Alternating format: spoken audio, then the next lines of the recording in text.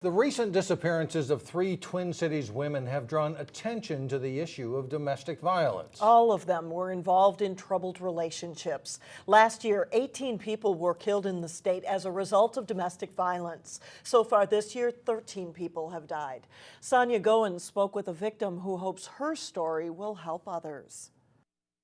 He was kind of quiet. He was very quiet, but his smile was beautiful, and I was very attracted to his positive spirit. Roxxanne O'Brien says the relationship with her son's father started out loving. Very thoughtful, very loving. But things eventually changed. We got into an argument about him needing some space, and I wasn't hearing that he needed some space, and we started tussling on some steps, and he kind of pushed and let go of me off of the steps. The violence happened years ago, but Roxxanne says she remembers some details like it were yesterday. Then it turned to the punching, the black eye. She said at the time, she blamed herself. And he always felt bad after he did it, Roxxanne says she knew she had to leave when her son was put in harm's way. I remember we started arguing, I was holding my baby, and he grabbed me and yanked out a big piece of my hair. She and her son went to a shelter. It didn't make me feel good to know that I was with somebody who was harming me. And she got police involved. They basically told me that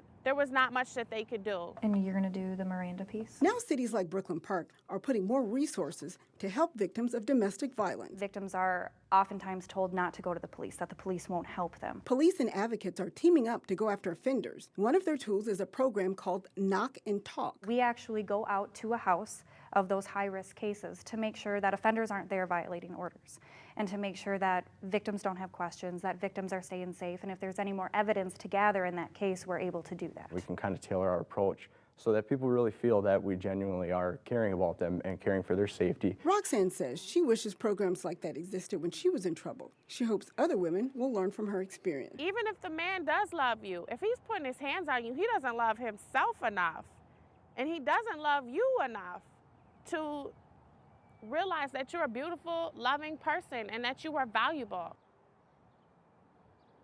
Now, Brooklyn Park just added a part-time domestic violence coordinator. In the future, they hope to have a comprehensive family violence unit. Mike and Alex, Brooklyn Park is one of the only departments that has an advocacy group right there in the police department. If people want more information on this story or where to get help, they can log onto our website, 12.tv. All right. All right, good Thanks, information. Les. Thank you. Thanks.